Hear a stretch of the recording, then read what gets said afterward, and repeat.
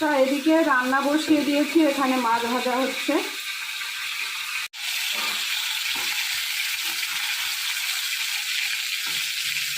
এদিকে আলু কেটেছি, কারণ হেলেঞ্চা শাক রান্না হবে। হেলেঞ্চা শাকের মধ্যে আলু দিয়ে আর এই যে লঙ্কা আর এই মাছ ভাজা হচ্ছে। তো মাছ ভাজাটা হয়ে গেছে, এখন আমি নামিয়ে নিই।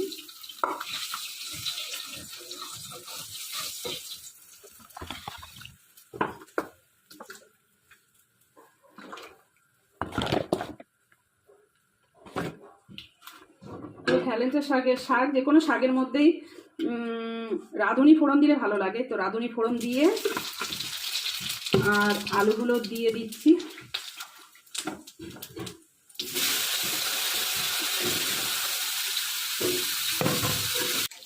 তো আলুগুলো দেখো লাল লাল করে ভেজে নিয়েছি। আর এখন এই মাছের মাথা আর লঙ্কাটা দিয়ে দেবো, দিয়ে এখন নাড়াচাড়া দিয়ে দিয়েছি লবণ, দিয়ে দিচ্ছি হলুদ। এখন একটু নেড়ে চেড়ে দিয়ে দেবো জল। তো দেখো ঝোলটা ভালো করে ফুটে গেছে, আর আমি এখন হেলেঞ্চা শাকগুলো নিয়ে দিয়ে দেবো।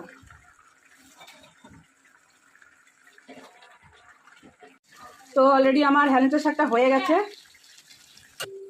এখন নামিয়ে দিই। এই যে দেখো। তো চলো এদিকে খেতেও বসে গেলাম, দেখি আজকে হেলেঞ্চা শাকটা কীরকম হয়েছে।